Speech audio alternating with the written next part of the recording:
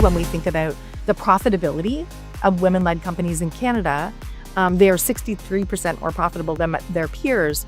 And so it's good money sense and good business sense to be investing in women-led companies. As the technical requirements diminish to build, for example, a software company, the soft skills of things like empathy, influence, trust, and deep knowledge.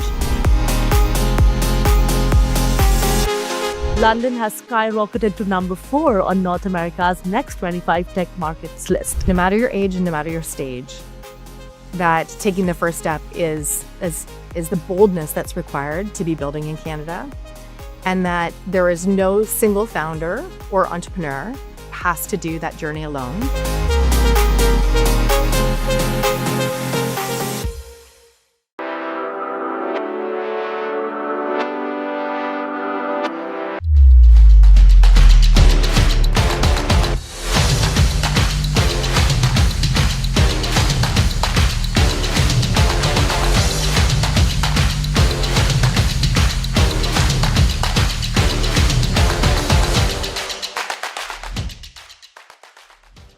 Hi, this is Kripa Anand, and welcome to the She and Success podcast, powered by She and Success Business Magazine, a platform dedicated to spotlighting the voices, strategies, and journeys of women leaders and entrepreneurs who are shaping Canada's business and policy landscape.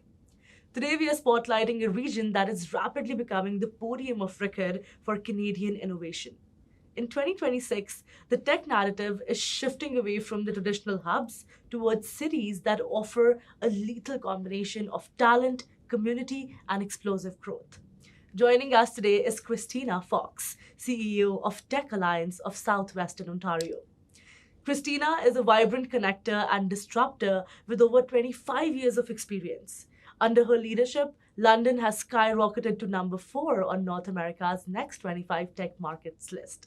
She is here to discuss London's momentum and why a founder-first, inclusive lens is the only way forward for Canadian tech. So before further ado, let's welcome this special guest. Christina, such a pleasure to have you here with us today. Thank you so much for having me. Now, Christina, London recently made a prominent jump to rank 4 on North America's next 25 markets list with a staggering 54% tech workforce growth. Firstly, a huge congratulations. Thank you. Secondly, I'd love for you to explain to our audience, our listeners, what exactly is driving London's rapid tech growth and why should it no longer be considered as a secondary market? Go ahead.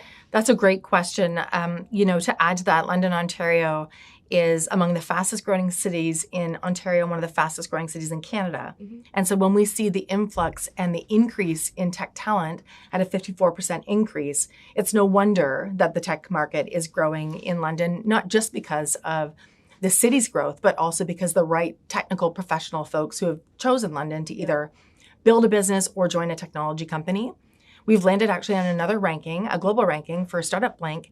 We went up 165 spots globally. Wow. Now ranking 12th in Canada. Mm-hmm. That demonstrates, even across the world, beyond North America, that London is having that kind of growth that is seen in primary innovation hubs across the world. That is huge. Ranking number 4 across North America proves that London is no longer just emerging, right? It is a national market leader and it is here to rule. That's amazing. Now let's explore how initiatives like Show Her the Money are are rooting to advance when it comes to promoting women in this industry. So, Christina, how can the ecosystem move from celebrating women founders to creating real systemic funding change? I think that's a great question because when we talk about the growth of London, Ontario and the tech ecosystem, part of that is greater inclusion of women and underrepresented founders. And whether that's an early stage founder, first trying a product, somebody who calls themselves a corporate dropout entering the space of entrepreneurism, we know that entrepreneurism, the average age is about 40. So when we think about the times that women might decide to enter entrepreneurship, it can happen later in life. It can happen as an undergraduate student, which we see often, having 2 colleges and 1 university in our nearby vicinity of London. But when we think about the opportunity for inclusive measures for women, there's never been a better time to be a woman founder. There's a distinct advantage that women have now when we think about the profitability of women-led companies in Canada. They are 63% more profitable than their peers. And so when you think about women-led companies taking on investment, the case is it's good money sense and good business sense to be investing in women-led companies. We do know, however, that only 2 to 3% of venture capital in Canada goes to women. And so when we think about overcoming that obstacle, that's where we have that on-ramp that can change the game, both for women founders, but also for London, Ontario. This just proves that the celebration is not just in words, but also in action, because numbers never lie. Yeah. And shifting the narrative from celebration to systemic investment is how we truly unlock a country's full potential. So thank you so much for answering that. You bet. Now, let's discuss how Tech Alliance drives growth through access to capital, customers, and talent. Christina, how is Tech Alliance creating, a competitive advantage for startups and, other scale-ups in the region as well? We, as an innovation hub in Canada, we see founders of technology companies from early stage ideation right through to scaling and on their way to unicorn and beyond. And so when we think about the value that we drive in a startup ecosystem to hypergrowth and scaling companies, there are a number of different initiatives that we have that sort of address each of those stages for founders, depending on the sector they're in. So some of the strengths in our region are certainly ag tech, gaming, med tech, defense. You name a tech sector or subsector, we generally have that because of the positioning that we have between the Great Lakes. But when we think about that journey and the initiatives that we have, sometimes it's non-dilutive investment, either through a pitch competition or our Grow Accelerator. Some of those designed specifically for folks who are operating or living in rural communities, and some specifically for women and underrepresented founders, through to large-scale companies. For example, something like a Big Blue Bubble, which is a woman-led gaming company in London. It's been around for many years. Their growth, starting in London as an early stage startup and growing into a massive company that's doing the Junos takeover in Canada this year. There's almost something for every single stage of company, whether it's woman-founded, underrepresented founded, or any other type of a founder who is looking to build world-changing, world-class technology to disrupt or build new categories and enter new markets. Perfect. While we're on this note, if there's any women entrepreneur who is listening to this right now, how can and where can they find more about this? I mean, if you want to find out the kinds of things that Tech Alliance does for women founders, you can go straight to our website, and it's really obvious there. We're proud to have a women executive team for our organization, and proud to serve hundreds and hundreds of startup founders and technology CEOs of large-scale companies. Wow. Providing targeted supports to and match funding is actually what allows a world-class venture to stay and grow right here in Canada. That's so great to know. To the innovators watching, in 2026, the where of your business matters as much as the what. You don't need to be in Silicon Valley or even in Toronto to build a unicorn. You need an ecosystem that gives you a podium. London is currently number 4 on the continent for a reason. The talent is here, the capital is moving, and the community is obsessed with your success. Stop waiting for an invitation to the big markets and start building where the momentum is actually happening. Southwestern Ontario is ready for your world-changing ideas. It's time for a quick break right here, but don't go anywhere, because when we come back, we'll explore the mindset and resilience that define today's Canadian tech founders. Stay tuned. At Purolator, we understand the importance of every delivery, whether it's a document, a special gift, a critical healthcare shipment, or an entire warehouse worth of inventory.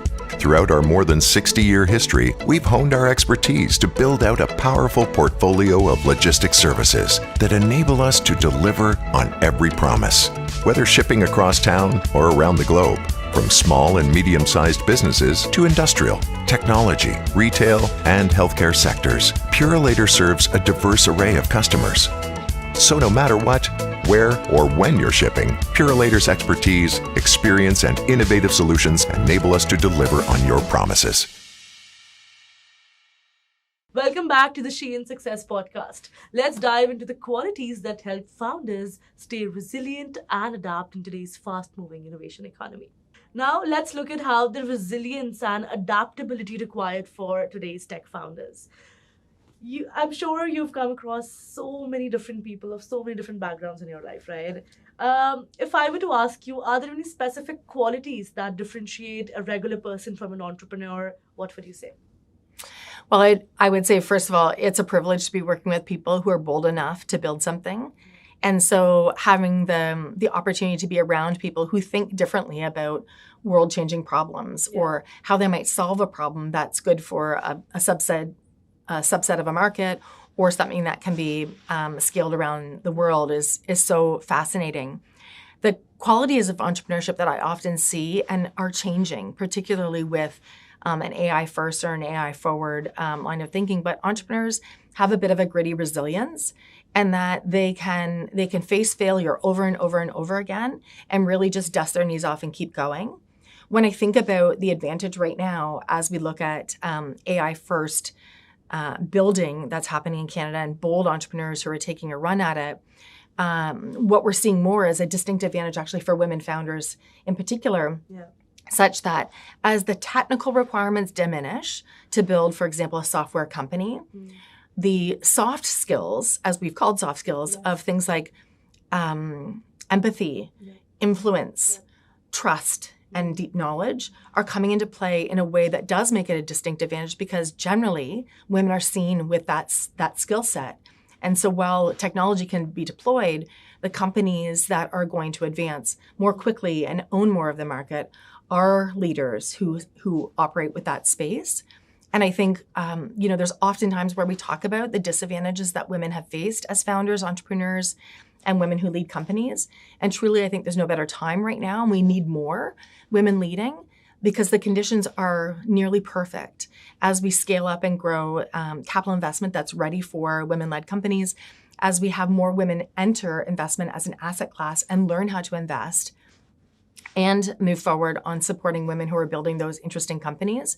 There's a balance right now that's about to shift in favor of women who have skill sets that haven't necessarily been seen as part of business acumen. And I'm really, really excited for that. I do think that there is opportunity for others to have that groundswell so that founders who are changing the world, whether you identify as a man or a woman, it won't matter as we change the landscape and take Canadian-made innovation to the world. I love how you've articulated that answer because I just asked you about entrepreneurship, but how you related it to AI, and then, the women entrepreneurs specifically love that take because I completely agree. Right now, if you, the earlier reason why women were not able to do so good was maybe the technical part of it or, the tech part of it. Right now, with AI coming into the picture, AI is not even a buzzword anymore. It's literally everywhere, right? That, I think, is going to be a game changer. If I were to give you a time machine right now and say we were to travel 5 or 10 years into the future, when you get out of that time machine, how exactly do you envision the Canadian ecosystem changing specifically for women? Well, I would say if I look at the founders that I know that are highly technical and are actually advancing AI and are doing so with the leadership style that they have, I can think of probably 24 right now that we have the privilege of working with at TechAlliance. Wow. If I imagine where they're going to be in 5 or 10 years, I would say they're probably on their second, third, or maybe fourth company. I think there's a bit of a race on who's going to launch the first billion-dollar solopreneur company. I'd wager a guess that it's going to be a woman. And I think about how AI in particular will advance all the subsectors of technology such that we're creating more efficiency, more creativity, and more opportunity to build than ever before in the history of humankind. It's an exciting future for everybody, and particularly those who are at the thin wedge, who have that first mover advantage right now. And seeing people switch gears quickly to have the first mover advantage or have ideated how their company can pivot to accomplish more with the use of AI and with the use of sort of the next gen technology that might come after AI. I think it's a really exciting time, and there's a significant amount of potential for people who have a visionary perspective, who can think beyond a lot of other people, and who can figure out sort of patterns that turn into something that can be a market defining or a market reshaping category. Wow, love that take. I think nurturing, that resilience is what turns a local dreamer into, well, a global disruptor. So love that conversation. Now, finally, Christina, let's explore how events like the Polaris Pitch Competition highlight the next wave of innovation. Firstly, for all of our listeners, please go ahead and explain what is Polaris and how can they get more information about that. And after Polaris, how exactly do you see the future of Canadian technology evolving to the rest of 2026? So at TechAlliance, we think about the concept of the moonshot, as do most technology founders, scaling technology companies in Canada and around the world. So when we think about our moonshot and where we're going to be among the top tech ecosystems in Canada, when we took the concept of moonshot and we shifted a little bit, creating a bit of Canadiana, so Polaris is really just another way of saying North Star.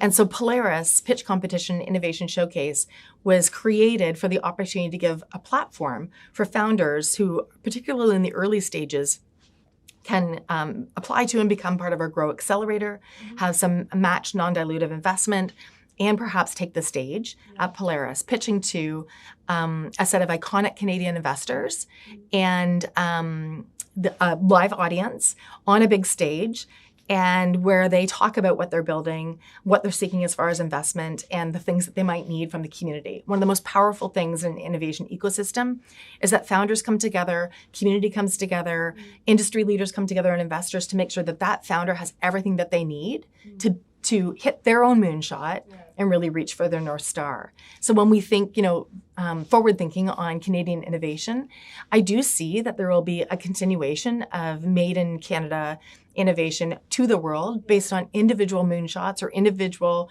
Polaris or individual North Stars.